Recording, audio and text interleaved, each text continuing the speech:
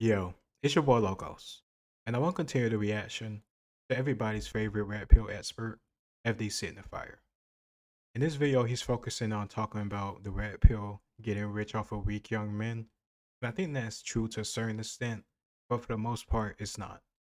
Me personally, I wouldn't buy a course. I don't think the people that make these courses for men, like Andrew Tate, will buy a course either. Hustlers University. I think he just approached women. I think he just goes confidently, works out. He has a martial art. He has money. I think that's why. But if you ask me, there's really nothing wrong with the red pill. That's my personal opinion. As long as you're not somebody that's hating women and blaming women for everything that's going on in your life, you're pretty much fine. There is unrealistic expectations, and even in the previous part that I reacted to, it was alluded. But of course, that's not going to be focused on. That's not going to be talked about. It's going to be about everything else. Not focusing on the issues because, for one, and I just learned this from Ram. He had admitted in a previous video or another video that his biggest audience is women. So of course he's gonna go against the red pill. He's gonna go with his audience. Of course he's gonna keep going with Marxist stuff, even if it don't make no sense. That's his audience at this point. Either way, doesn't surprise me, but I'm always happy to refute it. Logic, even if the stuff that I'm saying could be, I don't know, proven worthwhile or not worthwhile in the future. I don't know. The stuff that he's saying in front of me and the stuff that I know right now, it just doesn't make sense. And that's why I've made these reactions to his content. Definitely not because I agree with him. I'm gonna start making it a little bit shorter, like 20 minutes, to make it more digestible. It's just a lot of nonsense getting hammered over a long period of time. And once that happens, you can just go numb and just absorb it and not really think about it. And I don't want to do that. Let's get into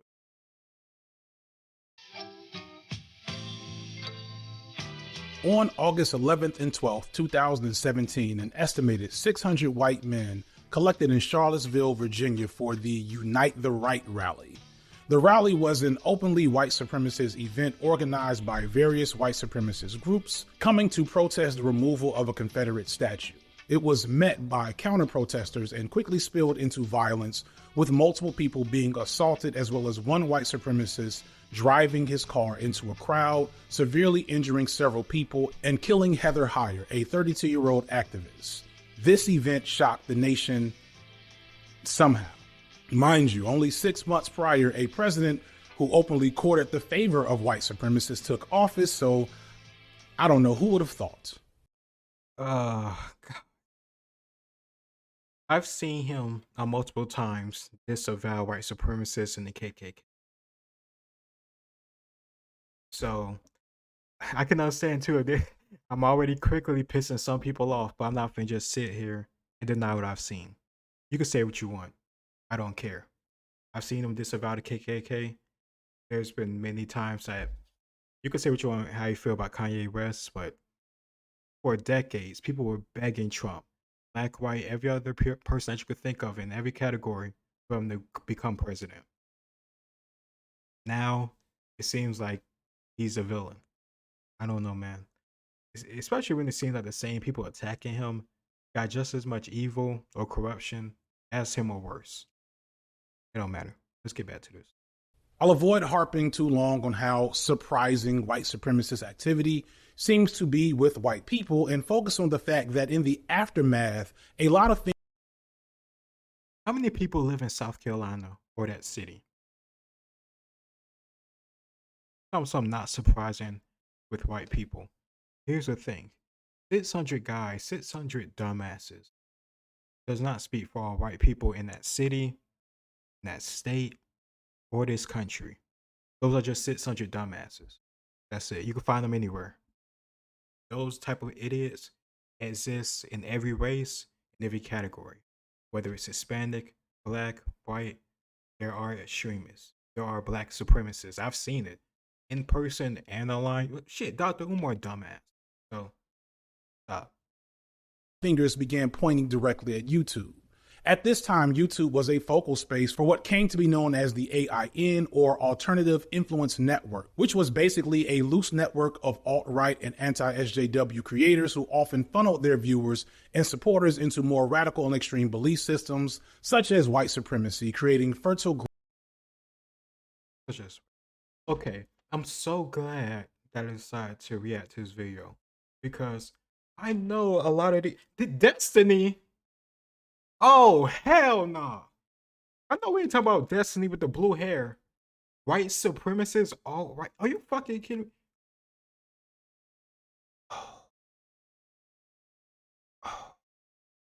It is crazy. He was just bashing Trump. Destiny is no fan of Trump, from my understanding. Like, what?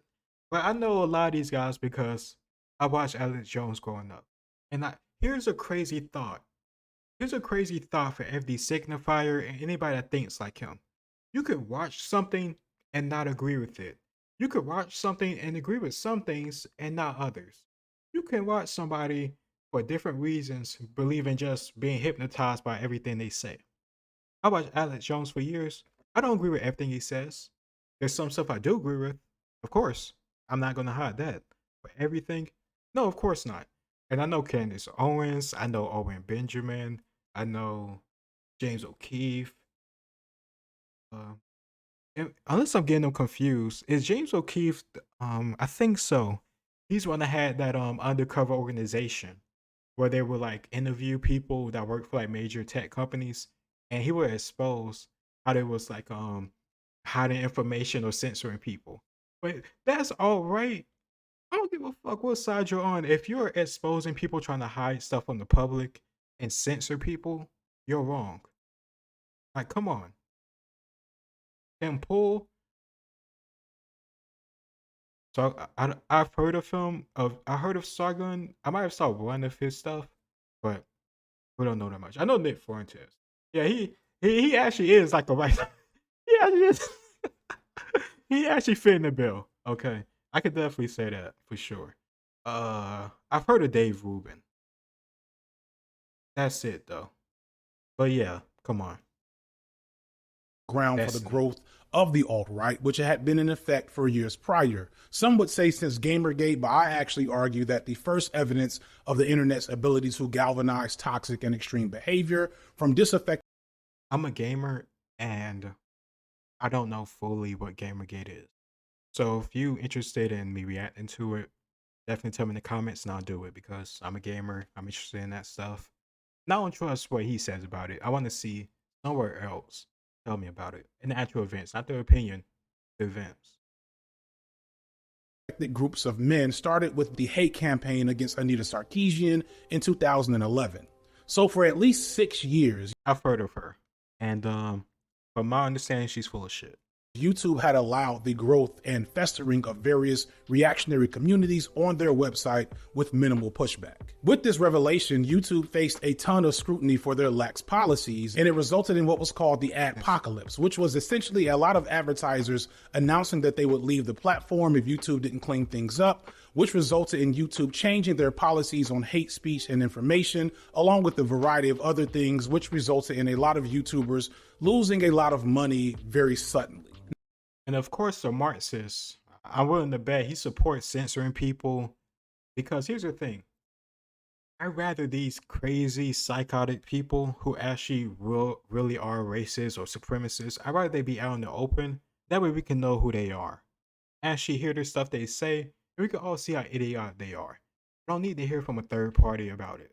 I could think for myself. I could watch Alex Jones for years, and I could still disagree with stuff he says to this day. Like, come on. Grow up. Have a mind of your own. I don't need the government. I don't need a platform. I don't need YouTube to tell me whether or not I can listen to. Think for yourself. Don't be a fucking sheep. Now, most of those YouTubers eventually recovered, but the core change was the fact that tons of your favorite anti-SJW creators saw their views drastically drop, and many of them greatly disappeared, and those who didn't disappear greatly altered their content, some even purporting to have somewhat switched sides in the aftermath. Yeah, because either they got banned like Alex Jones, or they got shadow banned. They wouldn't show up in search results. So yeah, that's why. It's not because people just automatically agree what YouTube did, or because all the people that did that stuff were racist or this and the other, or that watch Alex Jones or other people was racist or this and the other. It's because they was hiding their content. Obviously, you can't find Alex Jones content anymore because they banned him off of YouTube.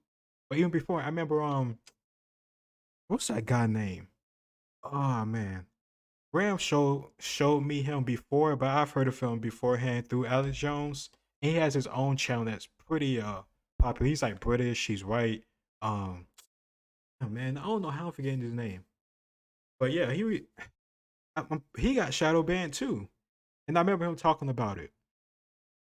Mike Cernovich, not Mike Cernovich, James O'Keefe. Oh yeah, that's the organization. Project Veritas. I think that was under James O'Keefe. Unless I'm getting confused with somebody else. But he was exposing people like YouTube, people like Twitter, people like Facebook, and the people that run it through the underlings that made these decisions or enacted these policies, how they were shadow banning people.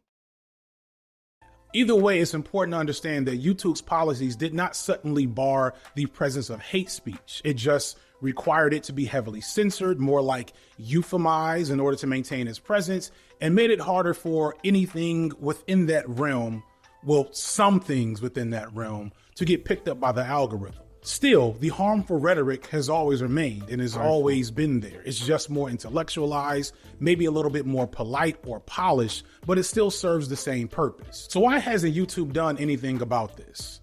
The answer is pretty simple, because they haven't felt the need to. To be fair to them, to YouTube, where I do get my checks. How you guys doing? They are much better.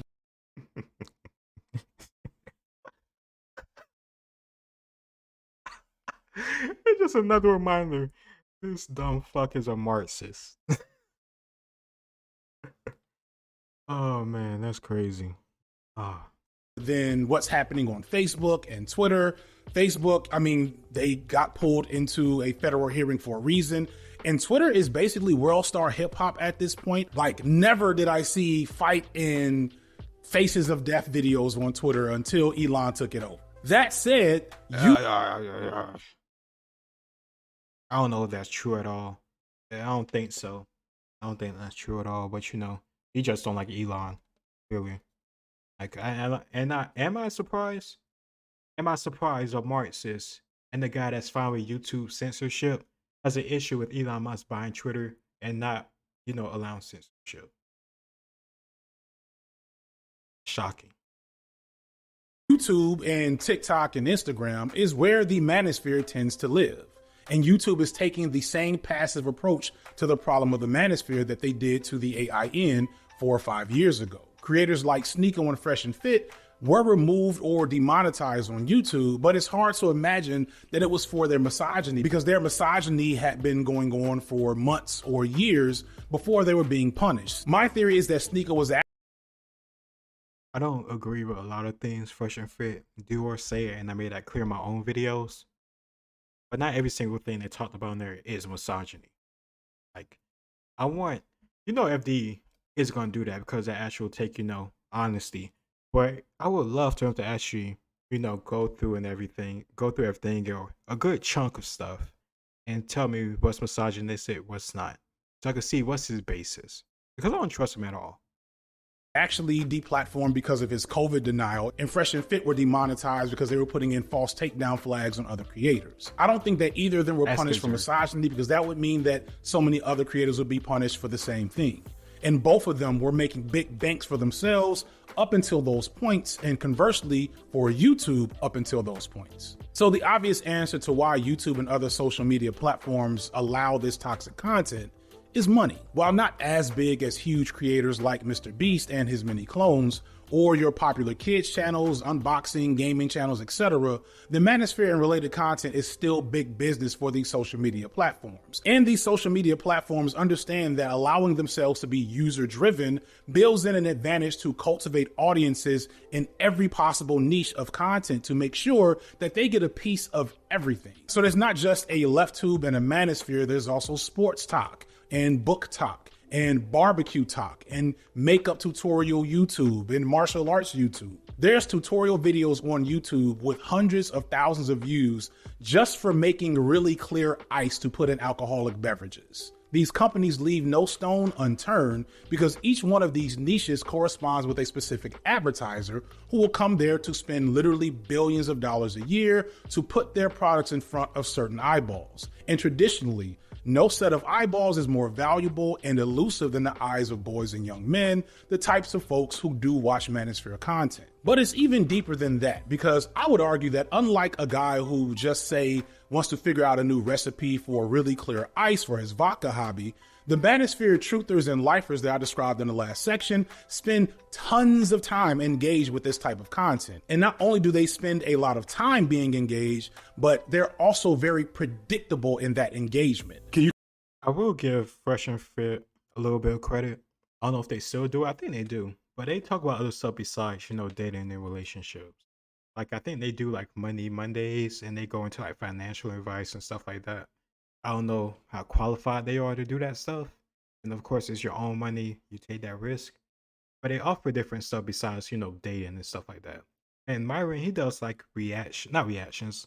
He does gaming, apparently. Like I saw one time, like a month ago or so, like popped up on my feed for some reason. And he was like playing some shooter. No, it was Overwatch. He was playing Overwatch. And I didn't even know he made games because he also like the type of guy to do that. But they do other stuff besides, red pill type of content.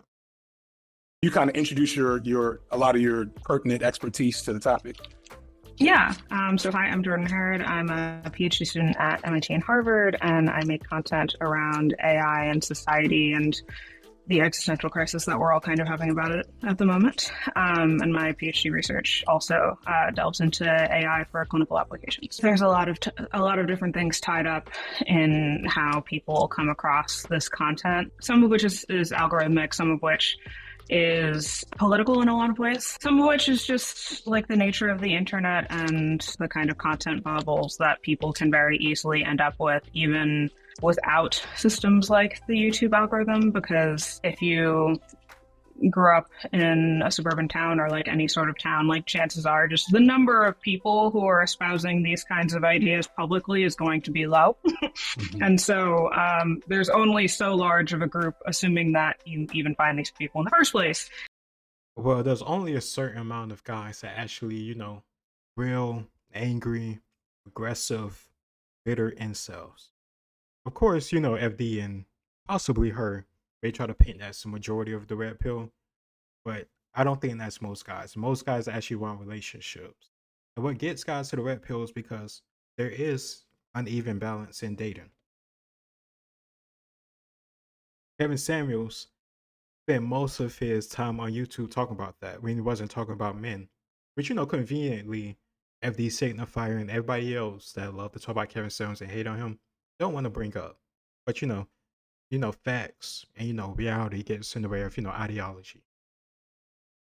You can really create around that. The impact that would have on kind of larger society in a lot of ways is just not that big. But now there's the internet, so you and 100,000 of your best friends with problematic views can all get together places and end up, reinforcing ideas and themes that are not very healthy, as well as almost delving further into, conspiracy thinking around why you might have trouble talking to girls. Going back to my... Once again, I like specifics. Saying that there's unrealistic expectations when it comes to stuff like money or height or stuff like that. There's nothing wrong with that. Absolutely nothing wrong. But saying, as a guy, if you're like 400 pounds, 300 pounds, you're horribly in shape, you don't take care of yourself, you're awkward, you can't hold a conversation, but you're blaming women, yeah, that's actually, the fault is with you. And you have your own issues, you're never going to get what you want. A woman to actually, love and take care of you in a nice and affectionate way. Which a woman does when you're actually in a relationship. I don't understand why guys buy OnlyFans, get these, weird type of long distance fake relationships with these content creators, these women, when they're talking to dozens of other guys doing the same thing for money. Like, come on, man. It says you can't talk to her unless you subscribe to her OnlyFans. How many other guys you think she's talking to? What's the point of this fake affection, this fake interest? You're sharing your time with her too. Of course, she can text you every now and then, but the reason why she can text you every now and then is because either she's one, texting other all her other subscribers, or two, making content for you, all the other hundreds of other subscribers. Men, is that what you want for your life? No, you shouldn't. You can be better than that. My bootleg survey, if this were more developed or if I were ever to try to do it again, I'll probably add more responses to discuss and get at how much these people hate women. Because in one section where I gave the option for a direct individual response, I got a nice amount of responses that implied that hatred for women was a driving factor for consuming Manosphere content. And when you look at Manosphere,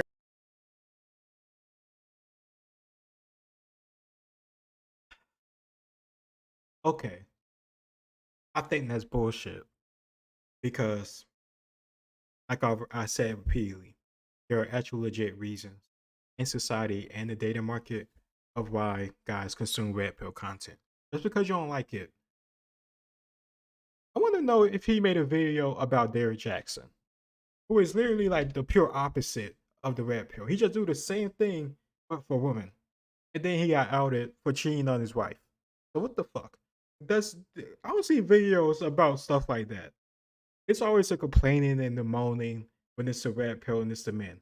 Of course, there are psychos. There are literally psychos within every community everywhere. You can't blame the whole community for a small percentage of people. Oh, like come on. Even with the thing with the incels, he just throwing the word incel around. There's a difference between an incel and the actual full word, if you know what I mean. Involuntary celibate. There are nice guys who maybe are just awkward, who maybe just what's the word? They just don't have experience. Maybe they were just so focused on school and their career growing up, so they didn't have time to talk to women. Maybe they didn't. They wasn't attractive until they got older, until they got in shape. They still don't know the nuances of approaching women. Those guys aren't angry incels in their basement. They're going to the red pill, which he did allude to, but they're going to the red pill because they don't know what to do. They don't know how to navigate this market. They are still involuntary celibates, but they're not like the aggressive, angry, um, insult type of word incel that people love to throw around like himself, like FD Signifier. and Manosphere adjacent content, there's a persistent trend with presenting women-centered rage bait. For those who don't know, rage bait is basically all this content that is made to make you angry. It's showing a person, usually a woman or maybe even a kid, doing something they're not supposed to do. And the best rage bait content shows them getting what they deserve. You see, it's funny. He has more of an issue with the reactions to the rage bait than the actual bullshit that the woman said that makes no sense. He don't want to talk about that because he's a coward and he got to co-opt to the woman that's in his that's his fan base and his maybe his wife too. But idiot. Idiot. He don't want to focus on that stuff and why guys had an issue with it. No, they're just angry incels that fell for bait.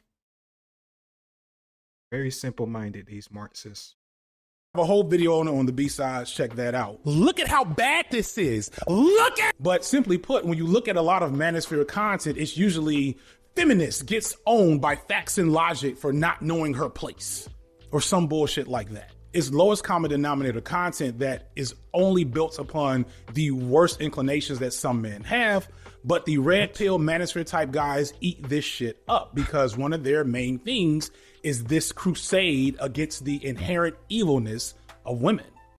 Oh, this guy's such a fucking phony. Are these guys putting a gun to these women's head and telling them, come on my show, say something stupid? I want to make you look dumb. Or are these women choosing to come on there, knowing the audience, knowing the platform, knowing their history, and still choosing to say the stuff that they believe, which they are free to do without any threat of, I don't know, injury or anything like that? Once again, ignoring the reason why guys have an issue with the stuff being said, focusing on their reaction and why you have an issue with it. I truly don't understand how somebody could watch this guy and not go brain dead. Like, seriously. And they will go to their channels like clockwork to consume that content because it gives them that emotion. Do people not go to other people's content because they have a good emotional effect on them because they agree with it or they like it? Do people not go to your Marxist crap because they like it too? Come on. Are you not giving them a dopamine rush when you fulfill all their preconceived notions about race and the economic stability of Marxism? Engagement, and how platforms define engagement has changed over the years, I think largely for the better. You do still end up with this problem of like, well, if we're looking at optimizing engagement, we're often looking at amplifying strong emotions and disincentivizing nuance. You know, if you were already on that kind of slippery slope, so to speak, I think you're a lot more likely to kind of fall down that. Whereas, especially if you have friend groups or familiar groups or otherwise interpersonal social support systems outside of that, you might come across that like kind of intellectual dark web, but not quite like super far right video, and listen to what they're saying and kind of be like, I don't, this doesn't like align with like the actual conversations and people that I know in my real life, so I'm gonna like move away from this. Yeah, but here's the thing too. Your whole picture of the red pill does not line up to the stuff I see in my actual life either. Myself, Ram, and a few of our friends, we have these conversations too. Myself and Ram, we have these conversations with one of our friends' wife, and we try to get to an understanding. And even when we say the stuff that we say, she can't refute it because we're not coming at it from anger or hatred or want to put anybody down.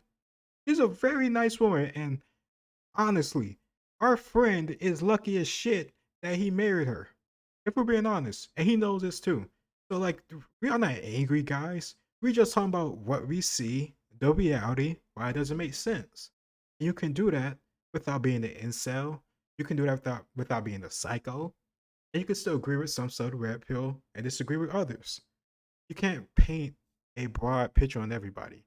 And I understand he did this little survey with people, but even still, he's still making a lot of broad generalizations about the red pill and people that he classifies as an incel. You don't know these people. You don't know the stuff or the reason behind why they go to it. And if you say he did a survey, okay, well, he got 200,000 people. How many people listen to the red pill? Really a lot, because like he said, all the money, all the views, YouTube profit, content creators profit, people, everybody enjoy it. So yeah, it's not just angry, bitter men. If it were just angry, bitter men, the guy that he hates the most probably, I would say Kevin Samuels, because even more than Fresh and Fit, because with Kevin Samuels, that touches on his whole anti-conservative, anti-black conservative, anti-right, everything, the whole Marxist thing. So I think he hates Kevin Samuels more. But if Kevin Samuels is part of Red Pill, or majority of people that watch Red Pill support it, or like the kind of picture he's trying to paint, then why do so many black women like Kevin Samuels? Of course, a lot hated him, but there are many in the comments and many that jumped live on his show to say that, thank you, you saved my marriage. Thank you, you helped me get married. Thank you, I didn't understand what I was doing. You helped me become a better wife or a better mother or a better sister. I became more appreciative of my husband and we're both happier now. What about the ones that got married because of him? Don't talk about that. There's that And I one do person think that's that like, this is exactly what I was looking for. Engagement is driven by making the viewer feel strong emotions. And one of the easiest and most reliable emotions to build engagement around is anger and disgust. These young men and boys have so much anger and disgust towards women, most of them will tell you outright. They'll be in this comment section. Watch. And if they don't, then we still know they're lying because of what their content shows us. Like I said, even if they don't show up into the comments, which they probably won't, because why the fuck are they gonna listen to you unless they make fun of you? But even if they don't show up the content, it's still what I said, because in my eyes, the content is horrible. So either way, They're horrible incels that hate women. Oh, I'm so glad I didn't get dropped on my head as a baby. Because then I will be able to listen to this and not get exhausted. Let's keep going. And the scariest thing is that these strong emotions are predictable because they're addictive. Again, you will find some who are honest and they will tell you that they themselves know that they're in a negative feedback loop with Manosphere content. They know that they're not helping themselves or improving any of their masculinity or dating options by consuming this content. That's not true. Of course, there are some guys, but even, for example, and I did a video where like I talk about the Quan, but even still, the last time I was in the chat, there was guys talking about thank you to Quan. You helped me get in shape. You helped me become a better man. You helped me um like become more successful. I have more money now. You push me. So there are guys that actually, get something out of this. These guys, at least I don't think a good chunk of these guys aren't just idiots blindly pushing buttons for the credit card to send these guys money, not caring if they actually get improvement or not. Of course, some guys just want to be there for entertainment and they'll give them money for that. But there are guys that want to improve and they actually do improve, and they're grateful for these guys that they improve, so they stick around. That could be a percentage too. I don't trust this guy's survey. Trust anything he says. So no, he did a survey. Fuck him and his survey. Most of the stuff he says in his videos, outside this one too,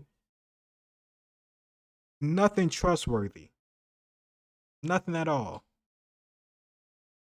On a regular basis, that this content is making them more angry and miserable, but they're addicted to it. They're so wrapped up in it that they kind of can't stop without some type of intervention. And this is also a response I saw on the survey. But it's not just my. But okay, so here's the thing too. My sample size of red pill content creators is limited because I have other interests besides, dating, or other interests besides, red pill. Like I said, history, all this other stuff I talk about on the channel. When I talk about most things which is not red pill. But even still, man, I don't think it's necessarily a bad thing if you want to, give some money to your favorite content creator. People do that on Twitch. People do it on YouTube. I'm pretty sure he has a Patreon or something. So we don't see that as a big deal. Let me just go back. I want to fully make sure I understood. That they themselves know that they're in a negative feedback loop with Manosphere content. Oh yeah, that's what. The Quan, and maybe Fresh and Fit, and Kevin Samuels too.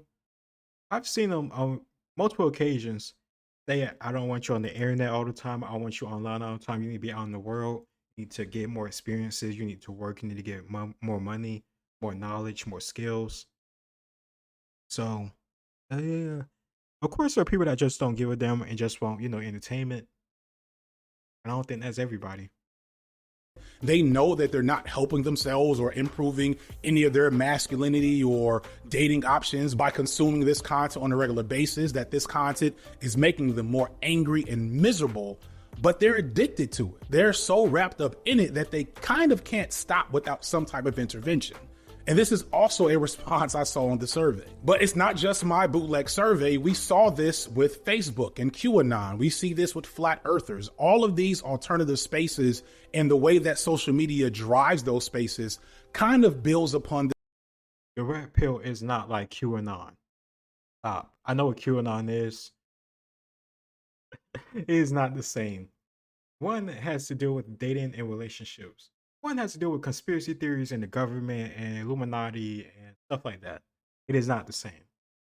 The same mechanisms that, I don't know, they've hacked within the human brain, knowing that we will keep coming back to certain things if they make us feel a specific emotion. But that's from the consumption side, because if we're going to be honest, this content is also addictive as a creator. Every video we upload is especially for me, like trauma. So I talk about Black incels. I talk about anti-fatness. I talk about, domestic abuse and stuff like that. The things that we talk about, especially when you bring in the racial component, racism, gaming, the racism in the Indian community, when I talked about it, it's always things that are going to be so incendiary, so polemic that you know you will piss off someone, if not everyone. The commodification of this and the commodification of our grief, and how we have, there's a McLaughlin quote that basically says, media is the children and we are children of the media. So you make what you want to make, supply and demand type of thing. We make Manosphere videos because we know they work. And because they work, people continue to make them. But they wouldn't be able to work if the stuff you said, if everything you said made no sense. And that goes for anybody. Of course, you know, you can have a niche audience and stuff like that, but you can't really go viral or be popular unless there's some truth within the stuff you say. Regardless of how people feel about it, they disagree, they hateful, whatever, and don't even matter. There has to be a nugget of truth, just a little bit. And no matter how big or small it may be, that's what truly matters. You just can't be coming out saying nonsense all the time and expect to go viral or be taken seriously. Which is an oversaturation of demand for manosphere, anti-manosphere stuff, which will in turn dictate the limitations and the perimeter around what we will be able to make successfully sometimes. Manosphere content is a reliable moneymaker. And that's because not only will these guys watch rage bait Manosphere content to get their jollies off by hating on women and complaining about feminism, they'll also come and watch anti-Manosphere content too. They're so addicted and tied to this Manosphere rhetoric and so protective of it as a community that they feel driven to consume it and defend it on all fronts. If you look at the comment section of any anti-Manosphere video, you will see them here arguing and trolling and being hateful in the comment section. That is no different from any other fan base. That is not a uniquely Manosphere thing. And I feel sorry for any dumbass that believe the nonsense he just said. If you're familiar with any type of content creator or fan base and they have some type of beef, people will attack that other side and go into the comments, whether it's Twitch and people bombing their chat, you know, figuratively, not literally, or Twitter with people from Cardi B's side and Nicki Minaj's side going at each other. This stuff happens all the time. This is not just a red pill thing. When people like somebody, and I'm not saying this, you know, excuse me, I think it's very ridiculous to get this angry and upset or something like that. If people don't like the stuff that you like, who cares? Just like the stuff that you like. But either way, it's not that. It's not a red pill thing, man. It's not a manosphere thing. This is a people getting very wrapped up in the stuff they like. Everybody does it. Shoot, when I did that video, which is goofball was on with that girl, I don't know, T or some shit. I don't know her name. I did like 2 months ago. It was like a young black woman, and she said all that nonsense. And this goofy was on there, and that was her evidence. She had no real evidence. It was just other people, black men, that agree with the bullshit she said. And I think it was about the red pill. I'm pretty sure it was. But either way, all this stuff that he's saying makes no sense because her fans was in the comments upset about it. Was that shocking? No. Of course they are.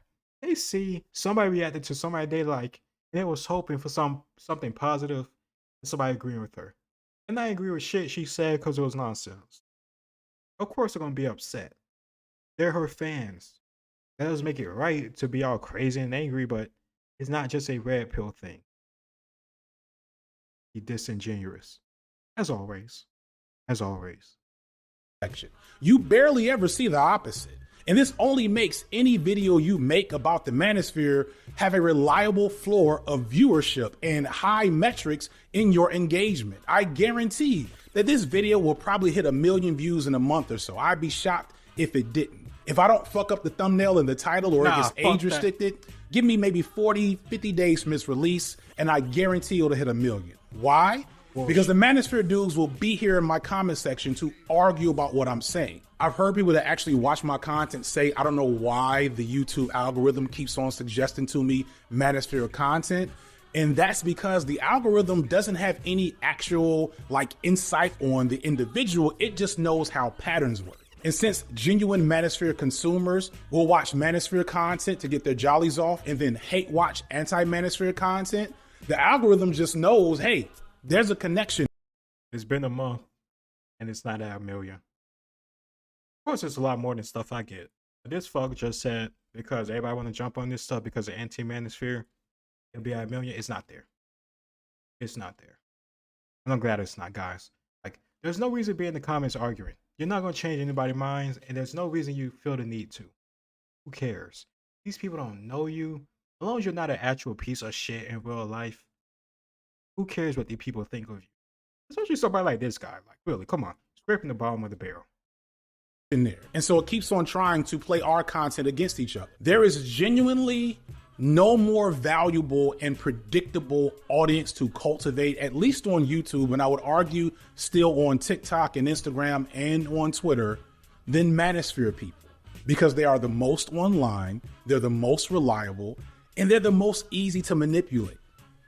It's the truth. Who are already Just because you say it's the truth doesn't make it the truth. But you know, when you're a Marxist and you have stuff like the Ministry of Truth, of course you can say some of the truth and it's really not.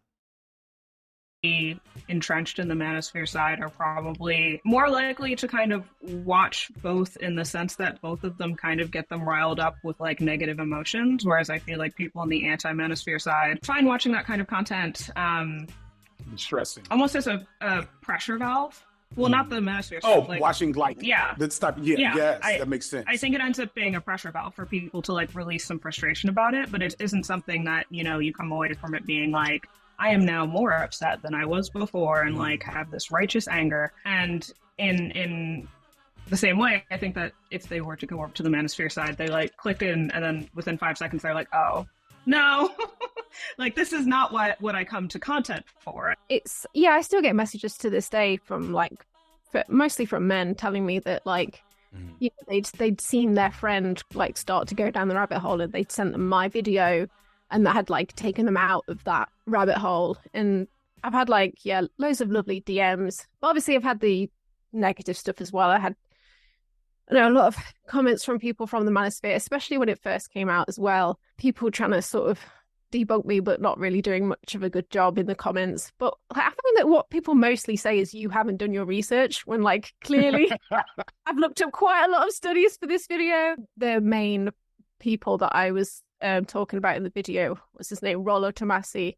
He did a live stream not longer after I put my video out, and he did a live stream where he was reacting to my video on his channel, and then Well, if you ask me, he's the worst no, not the worst, but he's one of the bad representation, because the whole thing, like I said in the previous video, and it applies with Fresh and Fit, where they went on that whole crazy unhinged rant against Auburn Preach. You can't be arguing masculinity and control your emotions, and then you go on this crazy screaming rant wearing a KKK mask and fucking up your potential businesses and revenue.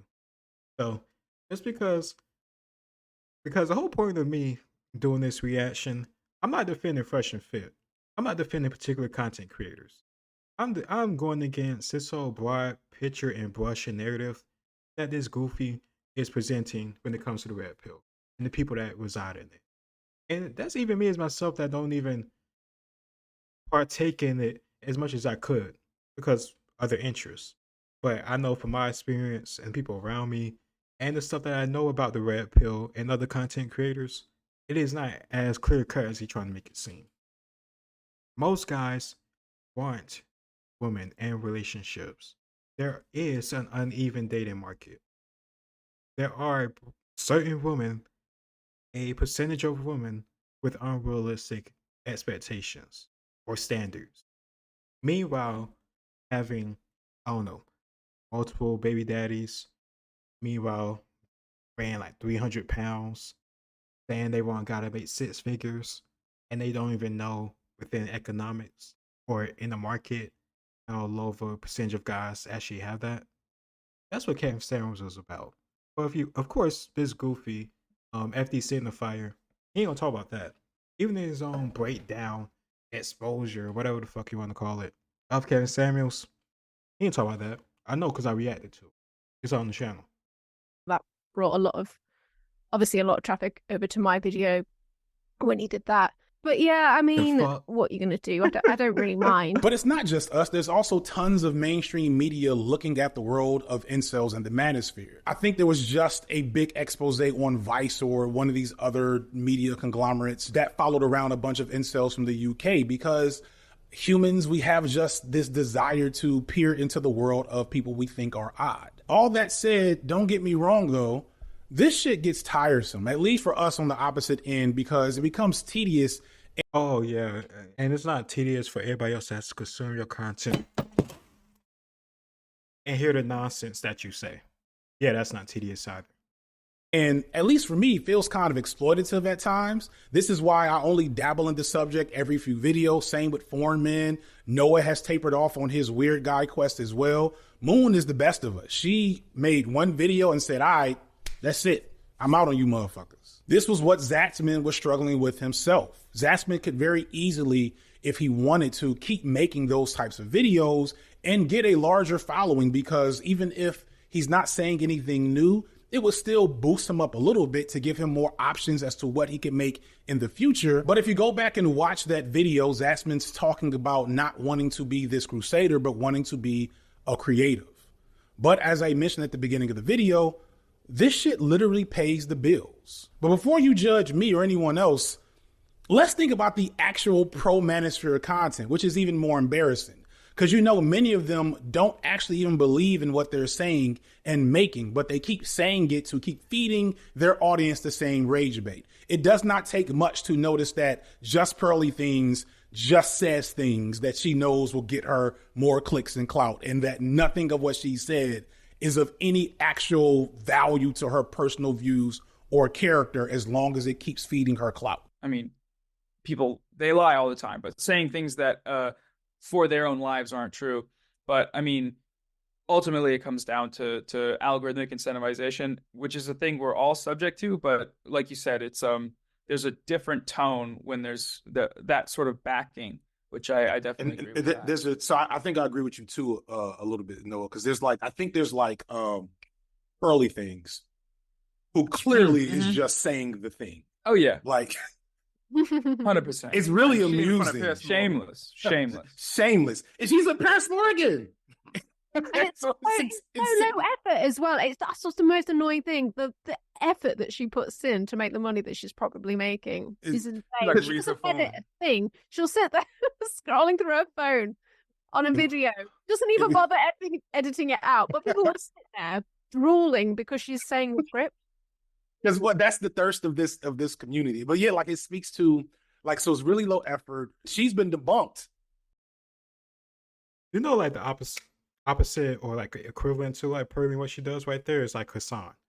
He'll just not be reacting to stuff, and he'll just have it planned and not really give a damn to have some actual commentary. He'll go make some food while other people's content is being played. He makes money off of it, and then he gets upset about it when people call him out. So once again, it's not just one side or a red pill thing. Is if you're just a person that's gonna do something like that, you're just gonna do something like that. But also, I don't know if that right there was from an actual video or a live stream. Because if it's a live stream, that's different, because there's gonna be pauses and stuff like that sometimes. But looking at your phone is, natural.